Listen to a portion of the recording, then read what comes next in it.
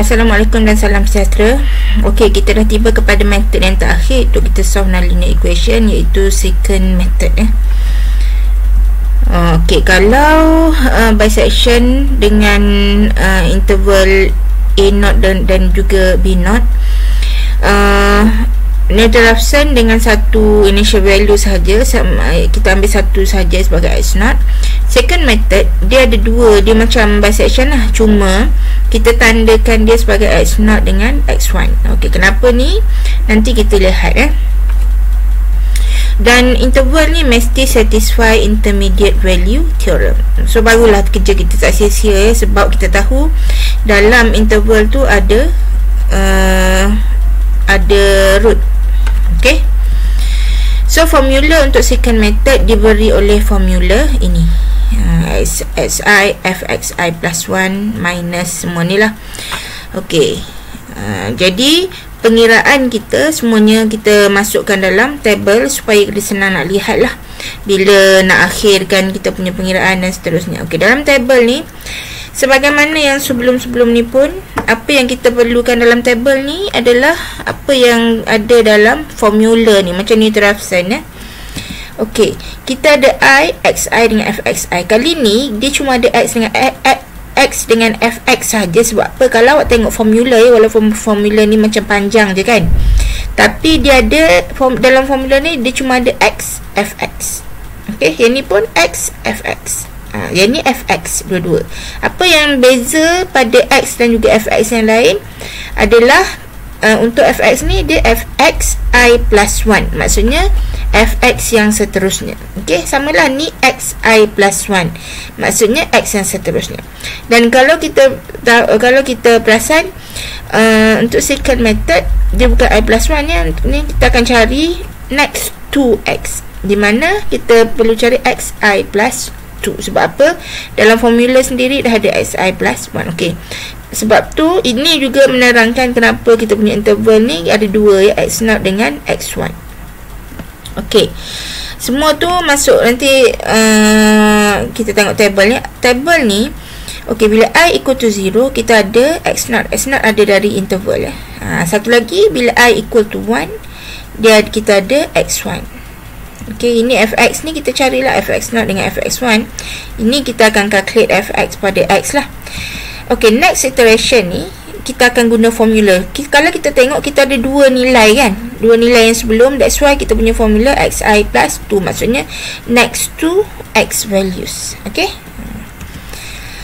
so menggunakan formula yang ni kita tukar kepada formula kalkulator yang ni, dan kita akan repeat prosesnya dan sehinggalah pada stopping kriteria. Kalau kita dah capai kepada stopping kriteria dia, di mana ada stopping kriteria yang pertama adalah fxi equal to 0, fx sama dengan 0, stop.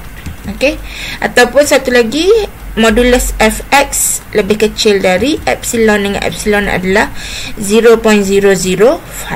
Okey, kita lihat example. So ini dah habislah untuk chapter yang ketiga. Dia sikit je. Okey, kita tengok example ni. Example second method pun. Okey, untuk example yang A ni, saya nak awak yang buat sendiri. Sebab apa? Satu, contohnya dia punya function ni dah ada masa Neutral-Raphson, kita dah buat.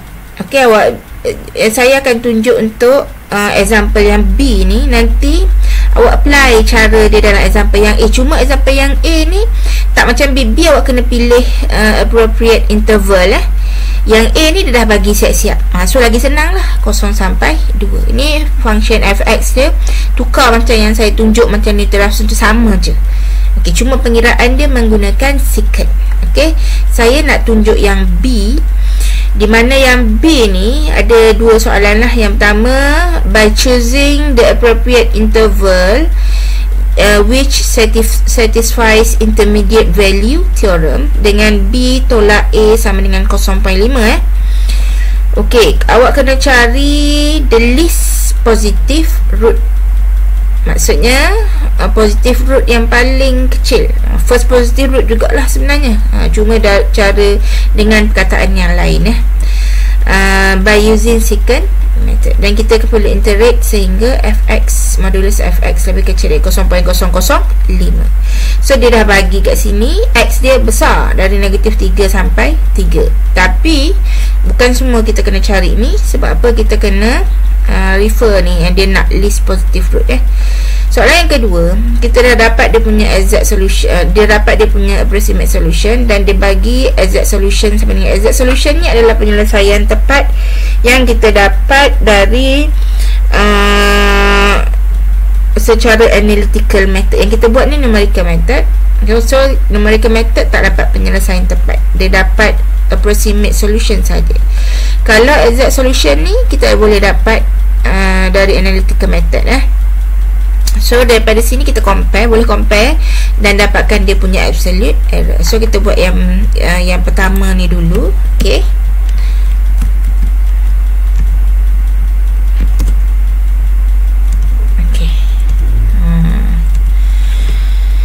table ni memang saya dah prepare lah. So pertama sekali kita kena pilih appropriate interval dulu. Okay, nak pilih appropriate interval, nak pilih macam mana, kita tengoklah function dia ni, fx dia yang ni saya tak tulis balik lah. Fx adalah 7 eksponen negatif x sin x tolak 1. X kita dari negatif 3 sampai 3. So kalau awak buat dia punya graf dia, okay, saya buat kecil je lah, kita bukannya nak tengok graf dia sangat kan. So sebenarnya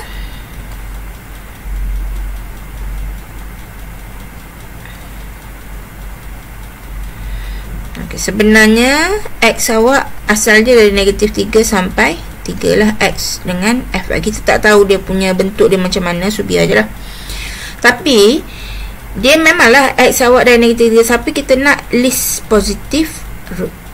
So list positive root maksudnya ni tak ambil kira lah, yang belah negatif tak kira, sebabnya kita cuma nak positive root. So macam yang tadi, macam yang bukan yang tadi, yang intermediate value theorem tu, kita tengok yang belah positif, tapi dia dah fix kan, b minus a equal to 0.5. Maksudnya interval awak AB kan, so selang ni dia punya, kalau yang selang awal tolak selang akhir ni mesti 0.5. Maksudnya kalau kosong, lepas tu 0.5 macam tadi lah kita buat satu, macam yang intermediate value theorem, dan seterusnya lah. Ok, ini macam ni. Ini kita akan tunjuk dalam pengiraan dia. Kita akan buat satu-satu supaya mana tahu 0.5 dah dapat dia punya lebih kecil dari 0 kan, akan senang kan. Ok, so macam tu. So selang, kita tengok selang list positive root 0.5 dulu, maka kita cari f0 dengan f0.5 dulu. So f kita kita punya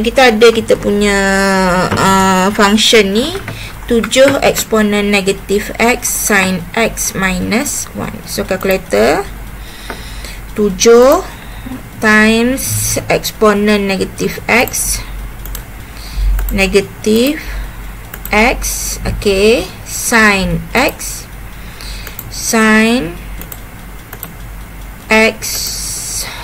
minus 1. Calculate. So x berapa? X0 lah. So bila x0 kita dapat negatif 1. Okay kita dapat negatif 1. Dan kita cari pula 0.5. Okay, calculate je 0.5. Dapat berapa? 1.036. 1.036. Ni nasib baik lah, sebabnya pada first interval je dah lebih kecil dari 0. So f0 less than 0. Therefore dekat sini kita ada the least positive root.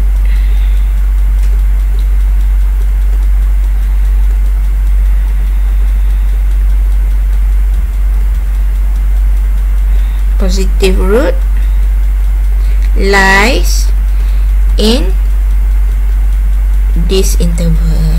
Okay, gitu. Okay, Okey, dah settle lah. Maksudnya kita ada dah cukup sebenarnya. Kita dah ada interval. Okey, interval kita dari mana? Inilah 0 sampai 0.5. Kita dah ada function.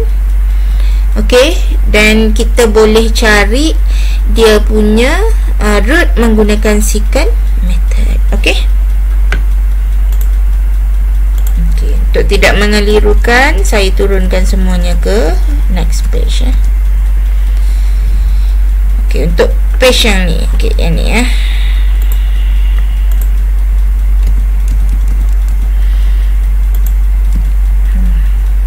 Jadi sekarang ni kita nak cari dia punya root. Macam mana kita akan guna secant method. Okey, letak table dulu. So tablenya ini adalah I. Okey, ini adalah xi. Ini adalah fxi. Cukup simple je. Okey. So I dia yang confirm 0 dengan 1 je. Yang tak confirmnya yang bawah-bawah ni lah. Sebab apa? Bila 0 dengan 1, okey, interval yang kita ambil dekat sini yang ni adalah 0,5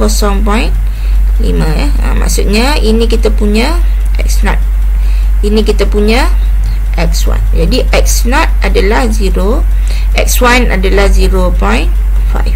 Fx ni adalah function pada nilai x0 dengan x1. So kita dah cari tadi kan, f0 berapa? Negatif 1. Ambil je lah, tak payah kira balik f0.5 1.036. Okey.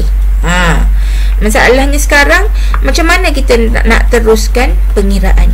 Okey, kita diberi formula untuk secant method, diberi oleh ini xi plus 2 equal to xi f xi plus 1 minus xi plus 1 fxi. Refer formula awak bahagi dengan fxi plus 1 minus fxi.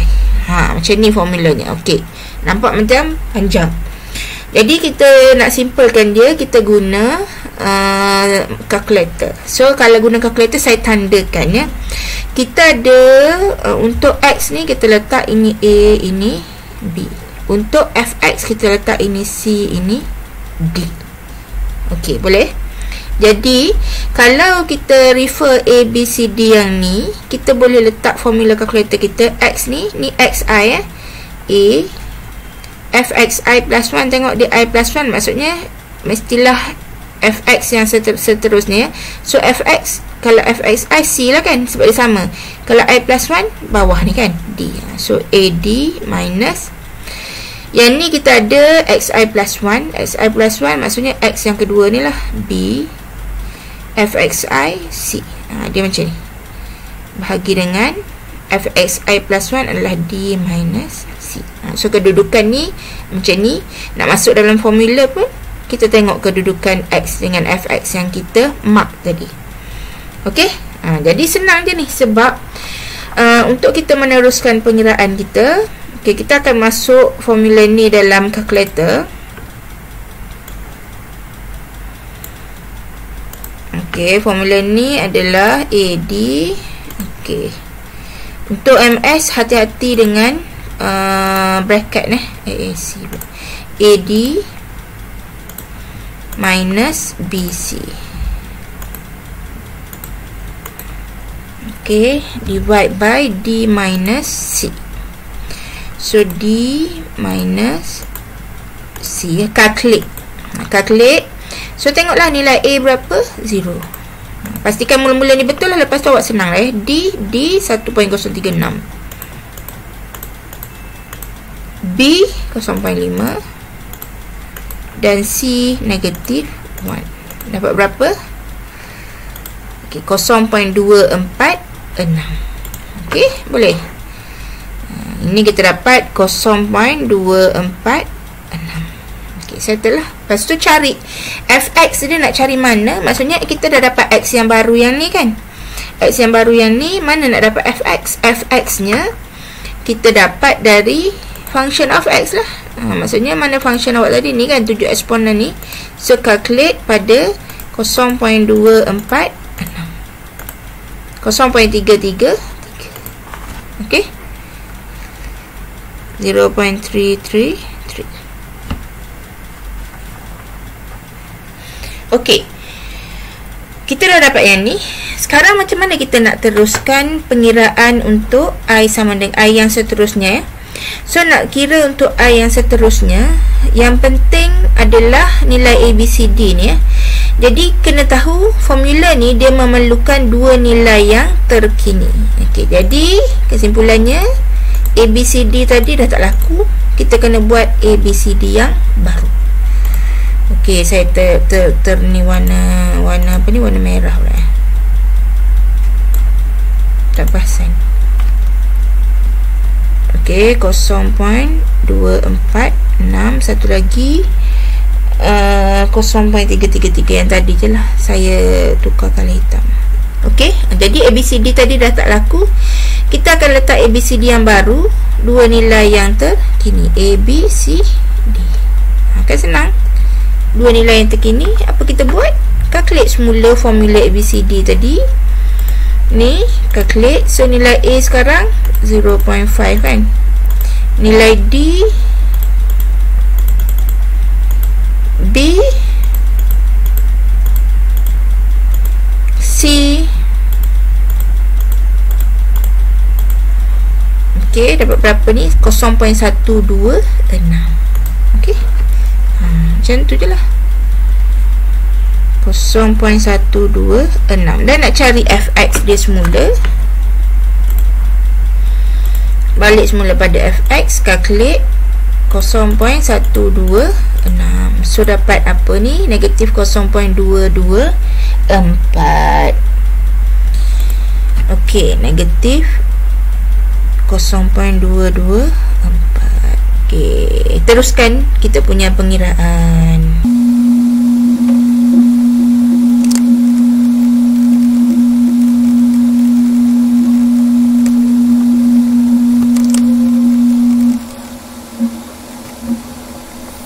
Okey, belum sampai lagi. Sebab apa? Kita tengok fx. Fx kita belum sampai lagi kepada sama dengan kosong ataupun sama dengan lebih kecil dari epsilon tu, lebih kecil dari 0.005 tu. So tak ada choice lah, kita kena teruskan pengiraan. Tambahlah satu kotak lagi. Okey, jadi ABCD ni tadi beralih lah.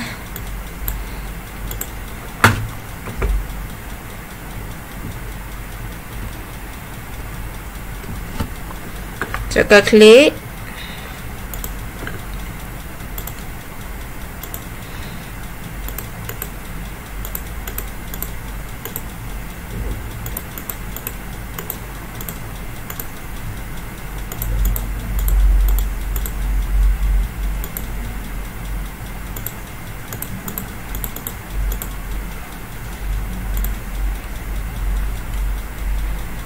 Jadi kita dapat ni 0.170. Okey. Masukkan dalam table 0.170. So cuba kita calculate.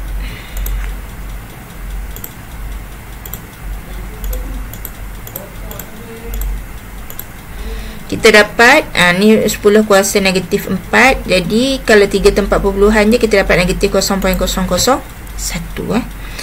negatif 0.001. Okey, kita stop dekat sini. Sebab apa? Ni stop lah. Sebab apa? Dia dah lebih kecil dari 0.005 modulus dia. Okey, saya lengkapkan ni. Jadi ini dia punya okey, kita buat conclusion So kita buat conclusion. Sebab apa kita stop? Sebab kita punya fx berapa ni? Fx 5. Okey, sama dengan berapa? Dah modulus 0.001 less than 0.005. Therefore root of fx, okay, approaches x berapa? X 5, iaitu 0.170. Gitu ya. Okey. kita dah dapat root dia. Jadi menjawablah soalan, kita boleh jawab soalan yang kedua ni, di mana untuk soalan yang kedua dia bagi exact solution, okey, dapatkan absolute error. Satu yang kita perlu tahu, absolute error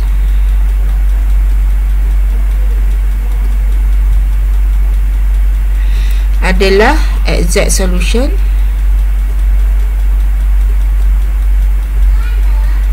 tolak ni modulus ya, tolak approximate solution.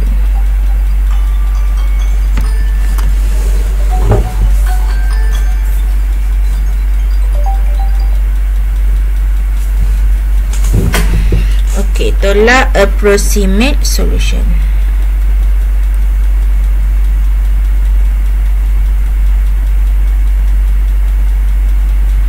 Modulus. Okey. So exact solution dia bagi 0.170. Tolak approximate solution yang kita dapat tadilah 0.170 modulus. So ini sama dengan 0. Maksudnya untuk function yang ni, pengiraan kita menggunakan secant method ni tak ada error. Okey, so dia agak tepat. Penyelesaian dia bagi dia punya solution agak tepat menggunakan secant method untuk function ini ya. Okey. So cara yang sama awak boleh guna untuk answer question A. Cuba siapkanlah, dapatkan dia punya ni. Okey. Berkenaan dengan homework untuk chapter ini, okey, saya nak bagi homework, tapi homework saya bukan yang tadi awak boleh try ya. Saya akan bagi dia punya answer yang saya adalah yang saya dah buat. Homework saya adalah awak kena buat soalan application yang ada. Ini ada 3 soalan application, tapi awak tak perlu buat semualah.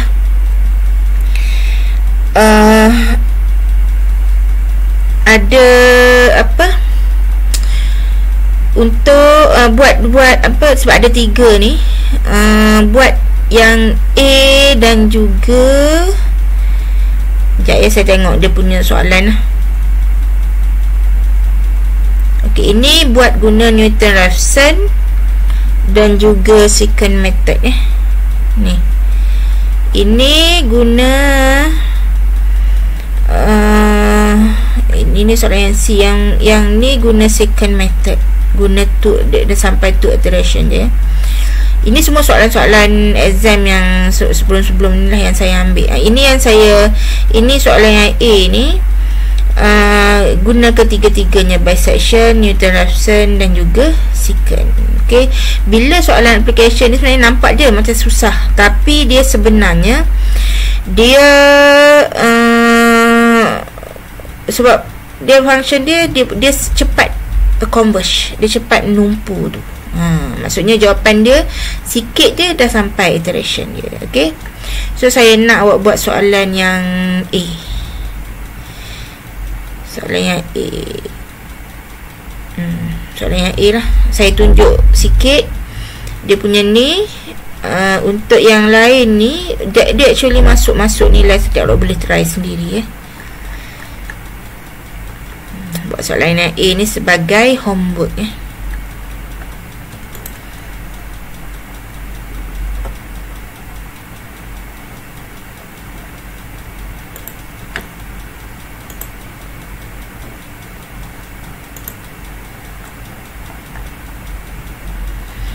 Okey, saya tunjuk sikit macam mana kita nak solve soalan yang A ni. Okay, kita kecilkan sikit supaya boleh nampak. Okey, dalam soalan yang A ni, kalau awak baca dia punya ni, dalam reservoir ni dia ada water ni, dia discharge through a long pipe. Yang ni pipe yang ni. Okey, dengan kita abaikan perubahan pada level reservoir ni, so dia punya transient velocity daripada flow, dia punya flow pada pipe ni diberi oleh equation yang ini, di mana H adalah height dia. Ni ada kat sini, pada dia punya diagram ni adalah H adalah height bagi fluid dia. Maksudnya banyak kadar air ni dia akan berubah sebabnya dia mengalir keluar ni, dia akan berubah dia punya H dia. L adalah length pipe. So panjang pipe ni fix lah sebab L dia. G adalah acceleration due to the gravity. Ini memang gravity punya ni. T adalah time. Okay, so parameter dia punya values parameter ni diberi oleh, okay, V adalah 5 meter per second. Dia punya laju dia tu ni, transient velocity of water flowing from pipe ni. Okay, T pada 4 second. Okay, sebab kita nak cari pada 4 saat berapa. L panjang pipe ni fix 5 meter. G 9.81 meter over S square. H adalah interval. Okay, H ni kita tak tahu. So H ni antara 1.2 dengan 1.4 mungkin. Okay, kemungkinan dia. Okay, jadi untuk yang pertama, awak perlu tulis function ni yang represent the above problem. Nak tulis function yang ni macam mana? Okay, dia macam mana? Dia sebenarnya nampak je macam susah, tapi dia actually awak substitute je apa yang awak ada. Okay, macam dekat sini kita ada function V yang ni lah.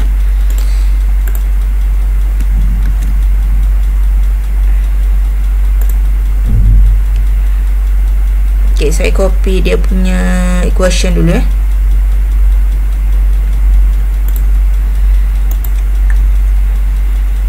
Okay,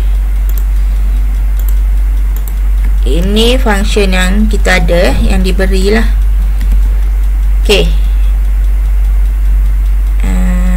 ini dah boleh besarkan kod. Sebab tadi kita nak tengok dengan soalan ni. Okay, ni so mula-mula sekali untuk soalan application apa-apa sekali, pertama sekali awak kena cari dulu dia punya value yang ada. Okay, so macam ni dia bagi VT. VT ni adalah V function of T bukannya V darab T. So VT adalah 5. So 5 per dengan square root 2 G tadi ada kan 9 semua daripada segi apa nama dia, unit dah okey semua semua meter. S pun dia tak ada yang lain okay, unit dia sama. So 5. So GH kita tak tahu. Okay, sama dengan tangent hyperbolic. Okay, T kita tahu T 4 second per dengan 2L. L tadi kita tahu, L tadi berapa? 5. Okay, nah ini sama dengan yang kat sini lah, 2 darab 9.81 darab dengan H. Semua ada dalam ni. Okay, maksudnya yang tinggal adalah variable H. Sebab tu dia minta FH. Okay, kalau yang tinggal semua X je, FX. Dia macam tu je lah. Jadi dia nak FH sama dengan kosong, baru awak boleh cari H lepas tu. Kalau dia tak sama dengan kosong, tak boleh, kita susah nak cari H, nak guna yang kita dah belajar sebelum ni. Sebab kita nak H ni, kita cuma tahu H ni adalah, H ni tinggi fluid ni. Kita nak tahu pada 4 second, pada masa 4 saat tu, so tinggi dia berapa sebenarnya. Kita anggarkan dia dari satu. Kita kan suka tengok, oh agak-agak ada 1.2 dengan 1.4 kan. Jadi nak anggarkan tu, tapi kita nak nilai H yang betul. Okay, so sekarang kita kena tukar ni dulu kepada equal to 0. So dia ada banyak cara nak tukar sama dengan kosong lah. Cara yang paling senang yang biasa kita nampak ni, kita bawa je lah semua ke kiri kita simplify dulu. So ni kita ada 5 per square root 9.81 darab 2 berapa? 19.62. So 19.62 H. Ingat 19.62 H ni dalam square root ni sama dengan tolak, kita bawa semua ni ke kiri Tangent ni bukan tangent darab H tau, ni tangent hyperbolic.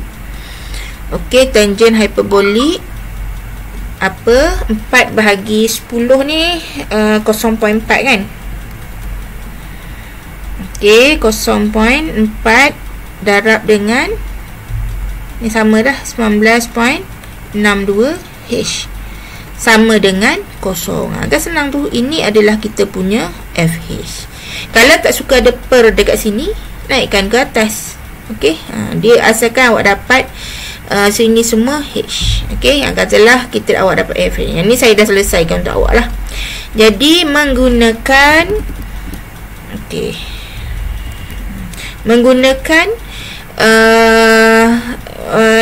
bisection, Newton-Raphson dan juga secant method, dapatkan nilai H. So H ni tadi interval dia apa? Interval dia ada dalam soalan ni. Ni saya nak awak buat soalan A ni sahaja sebagai homework dan submit pada hari Ahad, sebab awak pun nak study untuk test dan juga banyak lagi kerja-kerja lain yang saya pastilah. Untuk distance learning ni memang banyak kerja, bukan sahaja pelajar, malahan juga lecturer, sebab bagi kerja kita kena semak juga. Okey, buat yang ni sahaja dan submit dalam author. Okey, jadi saya stop video saya di sini. Ada apa-apa soalan yang tak faham boleh tanya. Yang saya tinggal tadi tu tak perlu hantar. Awak perlu buat supaya nak bagi faham, nanti saya bagi answer lah. Cuma yang ini jawapannya dah ada dekat sini. Untuk ni kena continue guna 3 method ni lah. Okey, terima kasih.